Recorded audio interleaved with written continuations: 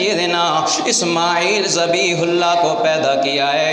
حضرت اسماعیل دنیا پہ آئے، پھر اللہ کا قرآن کہتا ہے ربنا انی اسکنت من ذریتی بواد غیر ذی زرع عند بیتک المحرم۔ اللہ کے قرآن نے پیغمبر ابراہیم کا تذکرہ کرتے ہوئے فرمایا ہے، اللہ نے پیغمبر ابراہیم کو حکم دے دیا، میرا پیغمبر اپنی بیوی ہاجرہ، اپنے معصوم دودھ پیتے بچے کو وادی غیر ذی زرع کے اندر چھوڑنا۔ پیغمبر ابراہیم اس آزمائش میں بھی کامیاب ہوا ہے۔ پھر آخر کار حضرت اسماعیل چلنے کے قابل ہو گئے۔ اللہ کا قرآن کہتا ہے جب چلنے کے قابل ہو گئے، تھوڑے سمجھدار ہو گئے، پھر اللہ کریم نے سب سے بڑی آزمائش، سب سے بڑا امتحان پیغمبر ابراہیم سے لیا ہے۔ اللہ کا قرآن کہتا ہے پیغمبر ابراہیم نے خواب میں دیکھا کہ میں اپنے بیٹے اسماعیل کی گردن پہ چھری چلاتا ہوں۔ پیغمبر جو اللہ کا نبی اور اللہ کا پیغمبر ہوتا ہے اس کا خواب بھی وہی ہوا کرتا ہے۔ ہمارے خواب جھوٹے ہوتے ہیں، پیغمبر کا خواب سچا ہوتا ہے، پیغمبر کا خواب وہی ہوا کرتا ہے۔ 3 دن خواب دیکھا، تیسرے دن پیغمبر ابراہیم بیدار ہوئے۔ پیغمبر ابراہیم کو یقین ہو گیا کہ یہ اللہ کا حکم ہے، اللہ میرے بیٹے اسماعیل کی قربانی لینا چاہتے ہیں۔ اللہ کا قرآن کہتا ہے فَلَمَّا بَلَغَ مَعَهُ السَّعْيَ قَالَ يَا بُنَيَّ إِنِّي أَرَىٰ فِي الْمَنَامِ أَنِّي أَذْبَحُكَ فَانظُرْ مَاذَا تَرَىٰ۔ اللہ کا قرآن کہتا ہے پیغمبر ابراہیم اپنے بیٹے اسماعیل کو اپنے پاس بلاتے ہیں اور کہتے ہیں بیٹا میں نے خواب دیکھا، اپنا خواب سناتے ہیں اور کہتے ہیں فانظر ماذا تری، بیٹا تیرا کیا ارادہ ہے۔ پیغمبر ابراہیم سے پیغمبر ابراہیم نے اسماعیل سے پوچھا ہے، پوچھنے کا مقصد یہ نہیں تھا کہ اسماعیل اجازت دیں گے تو ذبح کروں گا، اسماعیل اجازت نہیں دیں گے تو ذبح نہیں کروں گا، یہ مقصد نہیں تھا، بلکہ دنیا کائنات کے سامنے واضح کرنا چاہتے تھے اور سبق دینا چاہتے تھے۔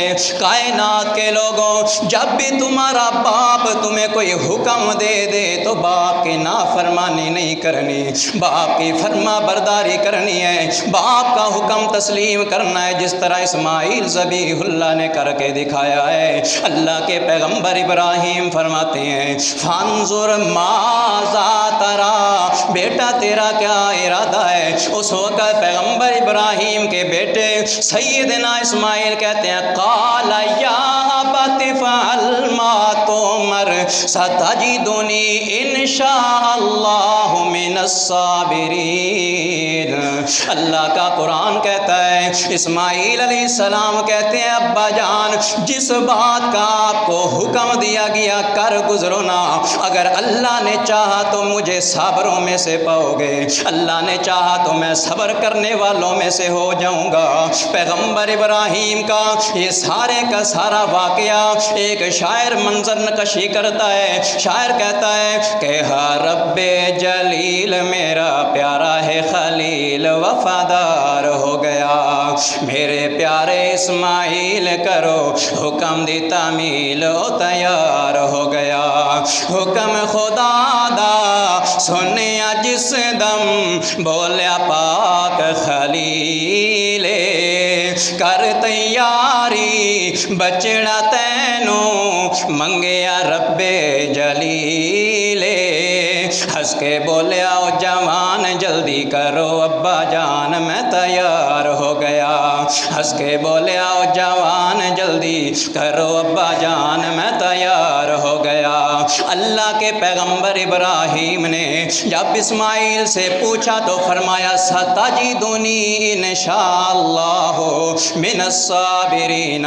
جب بیٹے کی رضامندی بھی ہو گئی ہے، پیغمبر ابراہیم نے حضرت اسماعیل کی ماں ہاجرہ سے کہہ دیا ہاجرہ بیٹے اسماعیل کو تیار کرنا، میرا ایک بہت پیارا دوست ہے، میں اپنے بیٹے کو اپنے اس دوست سے ملانا چاہتا بتاؤں پیغمبر ابراہیم کا دوست کون ہے؟ اللہ کا قرآن کہتا ہے واتخذ اللہ ابراہیم خلیلا۔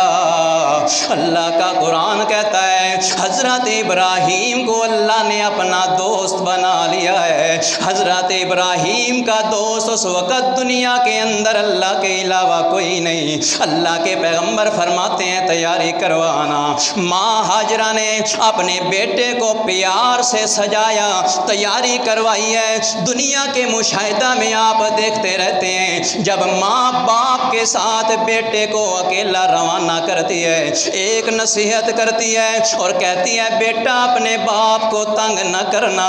حضرت ہاجرہ نے بھی کہا ہوگا بیٹا اپنے باپ کو تنگ نہ کرنا، مگر کیا علم ہاجرہ کو کہ آج میں اپنے بیٹے کو تیار کرتی ہوں ماموں کے گھر جانے کے لیے نہیں، آج اسماعیل کو تیار کرتی ہوں چاچو کے گھر جانے کے لیے نہیں، خالہ کے گھر جانے کے لیے نہیں۔ کیا علم اسے کہ آج اسماعیل تیار ہو رہا ہے ذبح ہونے کے لیے۔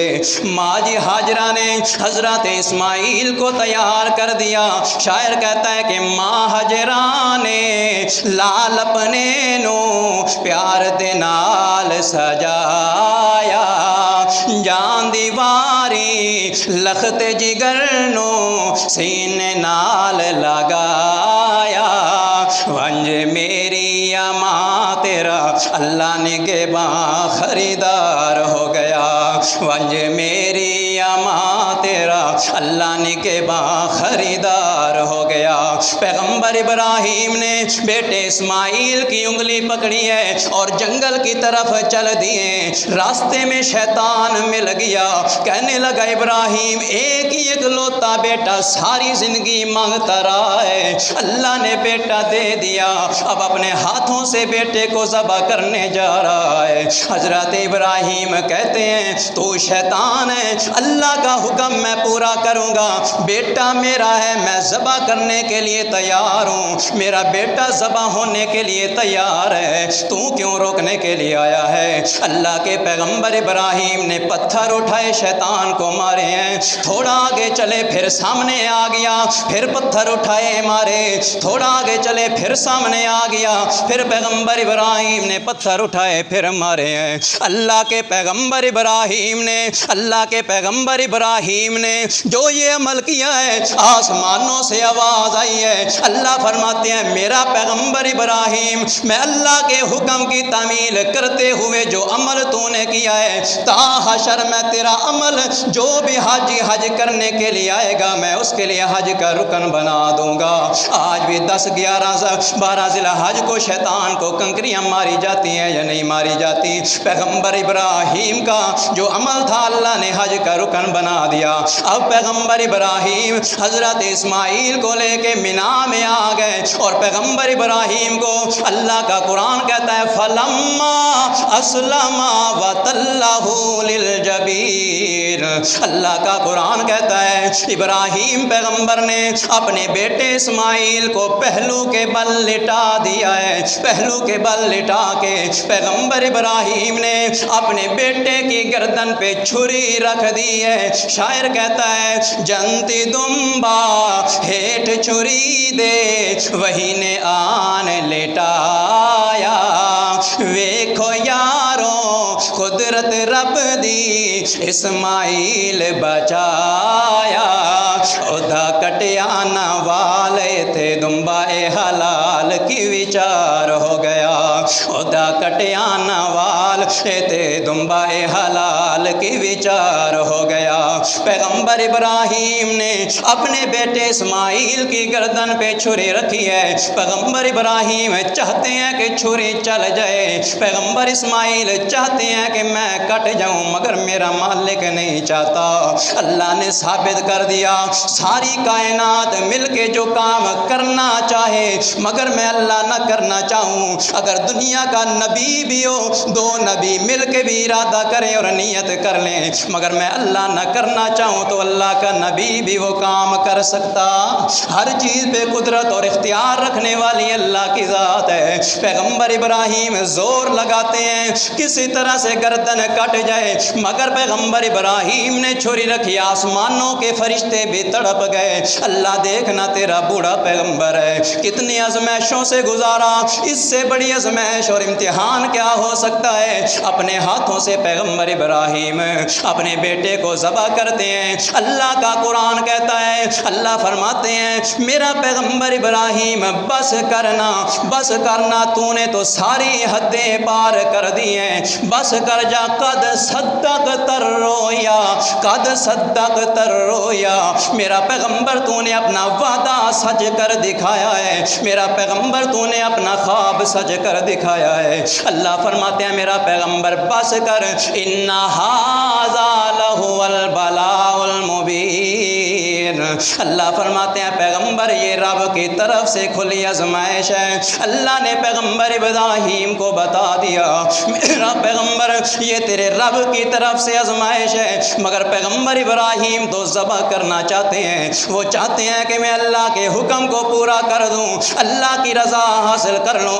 اللہ فرماتے ہیں وَفَدَيْنَاهُ بِذِبْحٍ عَظِيمٍ۔ حضرت جبرائیل کو اللہ نے بھیج دیا، جا میرے پیغمبر ابراہیم سے جا کے کہہ دے اے ابراہیم پیغمبر بیٹے کو ذبح کرنے کی ضرورت نہیں ہے، وَفَدَيْنَاهُ بِذِبْحٍ عَظِيمٍ۔ پیغمبر ابراہیم دمبے کو ذبح کر دو، اللہ بیٹے کا ثواب عطا کر چھڑے گا۔ اللہ کا قرآن کہتا ہے فَلَمَّا بَلَغَ مَعَهُ السَّعْيَ قَالَ يَا بُنَيَّ إِنِّي أَرَىٰ فِي الْمَنَامِ أَنِّي أَذْبَحُكَ فَانظُرْ مَاذَا تَرَىٰ قَالَ يَا أَبَتِ افْعَلْ مَا تُؤْمَرُ سَتَجِدُنِي إِنْ شَاءَ اللَّهُ مِنَ الصَّابِرِينَ فَلَمَّا أَسْلَمَا وَتَلَّهُ لِلْجَبِينِ وَنَادَيْنَاهُ يَا إِبْرَاهِيمُ۔ قربان جاؤں پیغمبر ابراہیم کی عظمت پہ۔ آج آپ دیکھتے ہیں دنیا کے اندر کوئی